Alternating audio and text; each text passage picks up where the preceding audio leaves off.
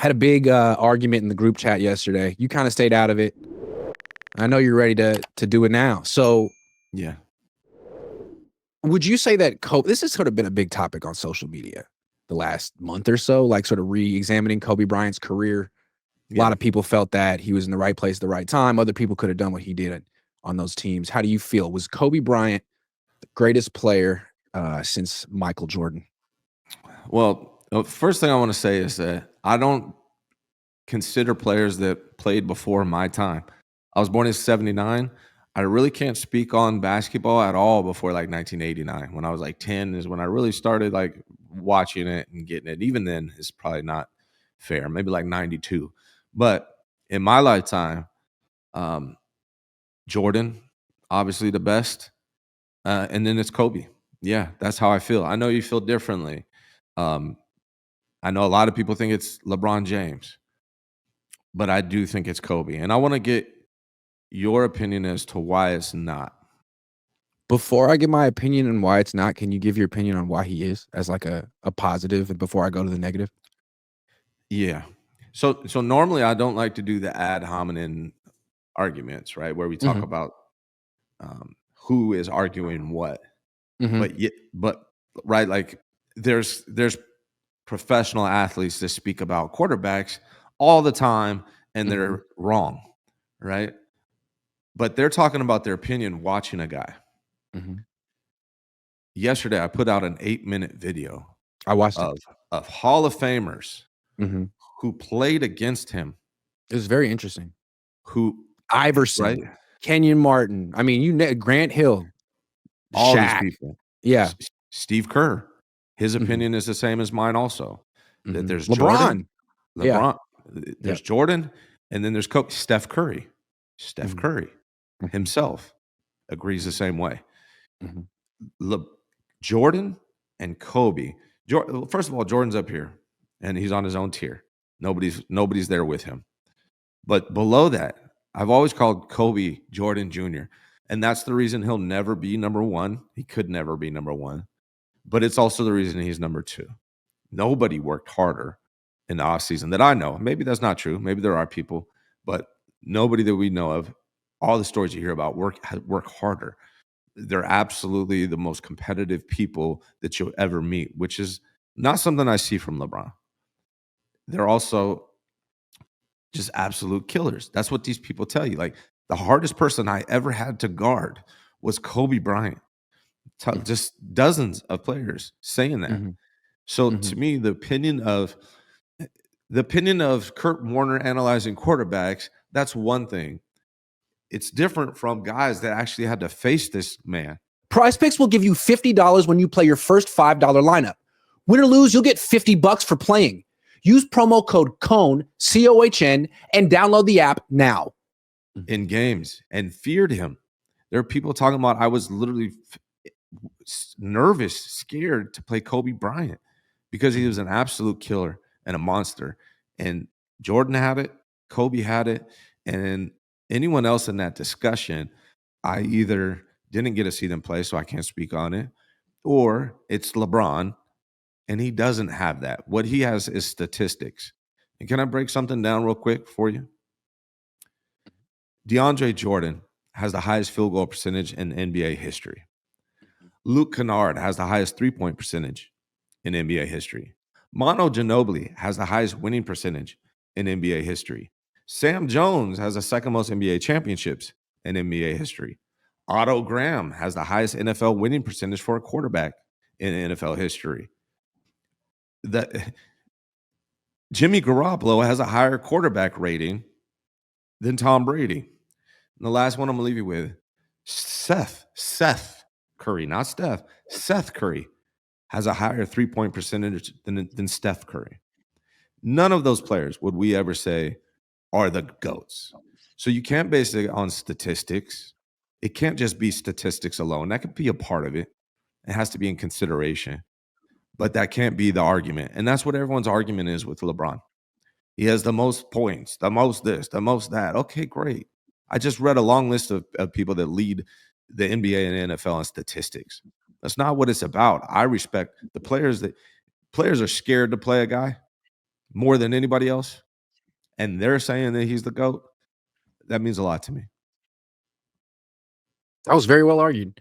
Here's my thing with basketball discourse. I'm a football guy, so I'm like new to this, and I mean I'm not new to basketball, but I'm new to basketball discourse, and it's different. It's way different than football discourse or baseball discourse. Like when you posted that video and people talk about why Kobe's the best, you listen to the whole 8-minute video. Very few people will talk about anything with his skill set. It's not about, his turnaround jumper from the baseline, or they don't really talk about that. What they talk about with Kobe all the freaking time, and it's most basketball players, is his personality, his competitiveness. He's a killer. It's the way he played. It's the way, and I think you don't really do that in baseball. You would never be like, well, Griffey was the best hitter of the 90s. It's like, well, no, he wasn't. He hit 280 and Bonds hit 320. It's like, yeah, but he was cooler. Okay, but he wasn't as good. And in football, like you would never really do a quarterback debate based on quarterbacks' personalities. You might mention that Brady's kind of fiery and a good leader, but essentially it comes down to when you're having the argument, you're like, well, Josh Allen has a bigger arm and he's more mobile and he can do more with him. Like that's what the argument comes down to. But in basketball, it's very much personality driven. And I think Kobe, like, he's a little bit of a cult of personality, man. The Mamba mentality, like all this stuff.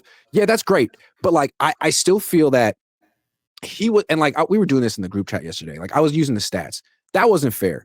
It just kind of points out that in the early 2000s, man, like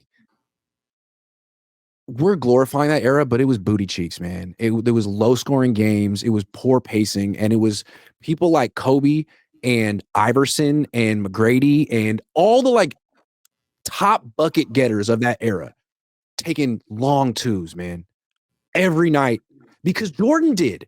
And they thought, I don't know, Jordan did it and he did it well. He made him at a high percentage. No one else did. It's the worst shot in basketball. And it was right before like analytics took over and like the spacing wasn't good because people really weren't that good at 3-point shooters yet. So you had Kobe taking long twos every freaking night, man. And it's like he could make them, but not as well as Jordan. And it's statistically the worst shot in basketball.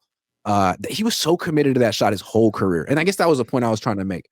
So there's the statistical thing. But it wasn't just him. It was a whole thing of the era. If you had taken Kobe off the Lakers and replaced him with Iverson, in like, would they not have won those 3 championships with Shaq? Because Kobe wasn't the best player on that team. That's what I'm saying. Like, was Kobe ever the best player in the league? I don't think he was. I think it went Jordan, Duncan, LeBron, Curry, Jokic. I think Duncan doesn't get enough credit. And you know why? Because of his personality. He's boring. But yeah, he won 5 championships. He won 3 finals MVPs. He won 2 MVPs. He was all defense 15 times. He has all the accolades and more than Kobe Bryant. And he's just boring. And I think for whatever reason in basketball, that matters. Like if you're boring, you're not going to get, like, part of what made Jordan the GOAT was that he had a personality. He had his tongue hanging out.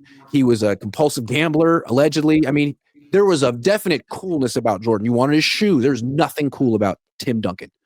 Kobe was extremely cool, super cool. There's a reason why people wanted Jordan's shoe. Mm-hmm.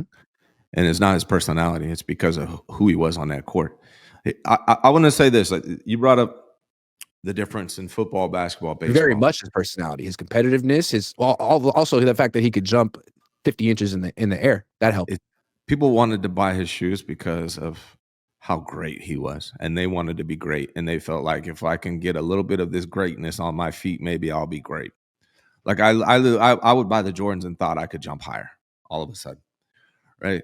You can't jump higher if you wear Jordans. Actually, scientifically bad. Here's the difference, though. Like in those sports, baseball it's a team sport, but it's not really. When you're at bat, it's about you and the pitcher. That's it.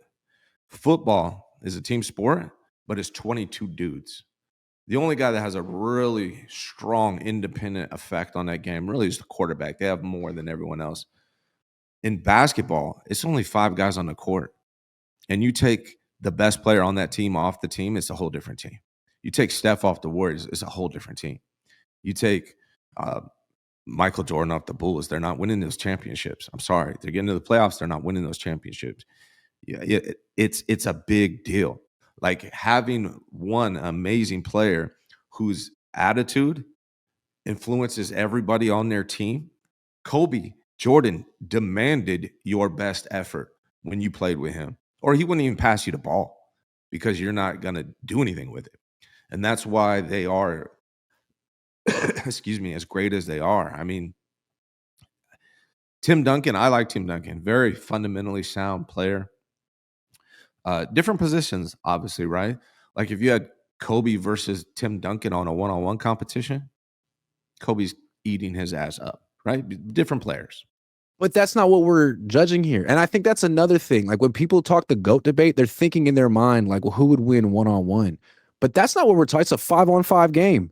And we're talking about a player's impact on the whole team. And I feel like with Jordan and Kobe, you have these volume scorers who aren't point guards. And yeah, like that's all like gonna help you win. But a guy like Tim Duncan has an effect on his team in a different way. I mean, Sure. and His he didn't effect have on the to score team, 30 a game to do it. Tim Duncan's effect on the team is he plays basketball the right way and he's very efficient and he's going to make the right decision. Mhm. Michael Jordan, Kobe's effect on the team is elevating everybody around them by demanding it. You are going to play at a high level or you're not going to play with me. Okay. I feel like people just romanticize Kobe. Like, let's go back through his career. He's a great player, but he was the second banana on 3 championship teams. Then when Shaq left, he played like a pig for like 2 or 3 years, man. Those teams were terrible. He didn't elevate anyone. He just took a lot of shots. Then he got Gasol and had a really nice 3-year run. Really nice 3-year run. But Duncan won championships 15 years apart. He was the best player on all 5 of those championships. He beat LeBron twice. Better player. Boring. If Kobe was a second banana, why did they trade Shaq and not Kobe? Because Shaq was older. Shaq's a great. Shaq doesn't get talked enough. Shaq, I would have higher than Tim Duncan. He was an unstoppable force. I don't think Shaq gets talked enough about it just because he's kind of a one trick pony. He's just a big monster that you can't stop in the post.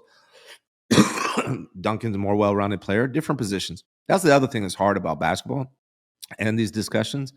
Different positions by far. But again, I go back to elevating the people around them. I think maybe the best duo in NBA history might be Kobe and Shaq. Like that's an unstoppable freaking force. But here's the thing. But doesn't that invalidate your argument then? I mean, they got 2 great players teaming together. Like Duncan had David They do? Robinson at the end of his career and won. He had Tony Parker and Manu Ginobili who were good, but like wouldn't have been anything without Tim Duncan. And then he won at the end with Kawhi when he was like 22, averaging 12 points a game. I don't think it goes against at all. I mean, they won championships like they were supposed to because they were the best duo in the NBA. So they did what can they do beyond that? They did what needed to be done. They were a But like, great don't they combination. minimize each other's legacy though? Like, isn't it hard to separate them because they won together? Like Shaq had Kobe, Kobe had Shaq. Well, it's definitely something to be I mean, like, that's brought why up people and point to considered. LeBron. It's like, look at the teams he's done this with. Like, he's dragged teams that had nothing to the You finals, whereas like but Kobe couldn't do that. you brought up Gasol, right? Gasol was really good. He's really good. Where would you rank him in the centers? I mean, he was like I think he's to me, he's a Hall of Fame player, kind of like Tony Parker. He's a really good number 2 option. Would he be a Doesn't Hall give of you much Famer defense, but like without Kobe? Would he be a Hall of Famer? offensively, he's a lot like Tim Duncan. Offensively, he couldn't give you the Tim Duncan's defense. He wouldn't be a Hall of Famer if he wasn't with Kobe. Just like Well, Draymond. Tony Parker wouldn't be a Hall of Famer if he wasn't with Draymond Duncan. wouldn't be a Hall of Famer without Steph. Okay. Yeah, Yeah. I agree with that. But like, same thing. I mean, Duncan made multiple people Hall of Famers. Yeah, and so did Kobe. I think. That's true. I think that the Gasol era with Kobe is a little underrated. I mean, Gasol was good. He's not the Shaq, Shaquille O'Neal. He wouldn't even be in your top 20 centers of all time. He wouldn't be in your top 25. again, my point is just that Duncan's resume is objectively better than Kobe's on paper. And the On only paper. reason to elevate Kobe over Duncan is because of personality. Nah. Not these More MVPs, more finals MVPs. who was if you're an NBA player, we watched 8 minutes of players saying they feared going against Kobe Bryant. Do you think they feared going against Tim Duncan? Whether they feared him or not, I mean, you're gonna lose. Fear. You may not fear Tim Duncan, but you're gonna lose to Tim Duncan. Tim Duncan's great, man. Boring as hell to watch. I wasn't a big fan of watching him, to be real. He's amazing though. Super See, I'm telling you, fundamental. style points count in these debates. See that Spurs team that you're talking about, that is a great example of a fantastic coach and great team basketball. That was ultimate team basketball that they were playing with Ginobili. Those guys were all. I feel like they were the only. Go back and watch the freaking Pistons in the mid 2000s, dude. They were hard to watch. Like there was a lot of like 84 to 83 games in 2003. And I felt like even though the Spurs played like that, they played a very pleasing brand of basketball with a lot of ball movement and player movement that you didn't see very much in 2002. It was all isolation long twos. And I think height in basketball, size in basketball also plays a part, right? Like you brought up Allen Iverson. Allen Iverson, if he was 6'6", he might be one of the greatest players of all time. He might be the greatest. He might be up there right below Jordan if he was 6'6". You know, Jordan, Kobe was, all right? Tim Duncan was what, 6'8", 6'9"? Plays, it's a different thing. Shaq got by on his size. It's another reason why Tim Duncan was 6'11". Can we put some respect 6'11". on Tim Duncan? Did he just lose 4 inches in his legacy over the last 10 years? In my mind, he was. But Right, that's the thing, though. It's hard to compare 6'6" guy with a 6'11" guy, or Allen Iverson with a 6'11" guy, or Shaq against anybody, because Shaq's strength was just a monster. And also, this is why I discredit a little bit of LeBron's success. LeBron is so successful because he is a freak athlete with ginormous size for how athletic he is. His greatest asset is his natural born athleticism and his size. That's what makes LeBron. He's also good. an elite passer in a way that Kobe wasn't. Even Jordan. Yeah. LeBron's a good passer. His size is what his size and his physical, his ability to play for as long as he's played and be healthy, mixed with how big and monstrous the dude is what makes him so great. It's not his bag. LeBron doesn't really have a huge bag. No, he doesn't. But he's the greatest point forward of all time.